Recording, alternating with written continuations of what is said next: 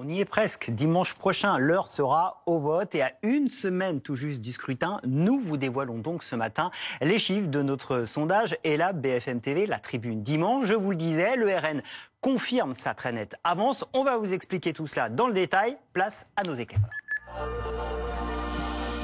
Et c'est Fanny Wegscheider qui nous rejoint. Bonjour Fanny. Bonjour Philippe. Alors commençons par les intentions de vote. Oui, alors regardez, selon l'Institut de sondage ELAB, voici ce que les Français sondés ont déclaré pour donc leur intention de vote. À ces législatives, il serait plus d'un tiers à attribuer leur voix au Rassemblement national et à ses alliés, c'est-à-dire les candidats de droite soutenus par Éric Ciotti. Un peu moins d'un tiers d'intention de vote pour le nouveau Front populaire, donc en seconde position. Viendrait ensuite la majorité présidentielle et ses alliés, donc dans le groupe Ensemble, qui recueillerait à peine 20% des intentions de vote, suivi par les partis de droite avec 10% d'intentions de vote. Qu'est-ce que ça nous donne en projection de sièges? Alors regardez l'une des hypothèses de ce à quoi pourrait ressembler l'hémicycle de la prochaine législature sur les 577 postes de députés. Voici comment il pourrait être réparti. C'est évidemment donc une hypothèse.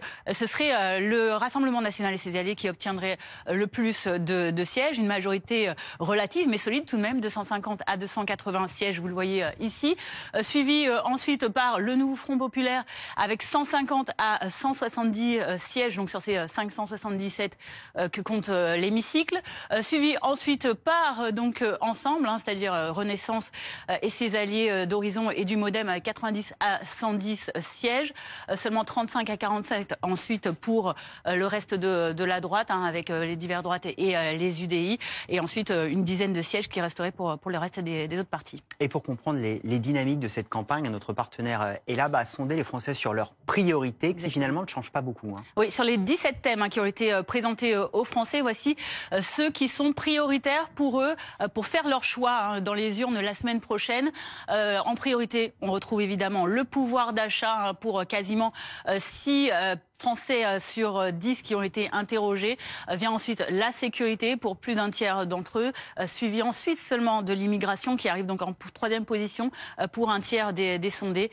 Et viennent ensuite la santé et la retraite. Merci beaucoup Fanny pour toutes ces explications. Quand je parlais de notre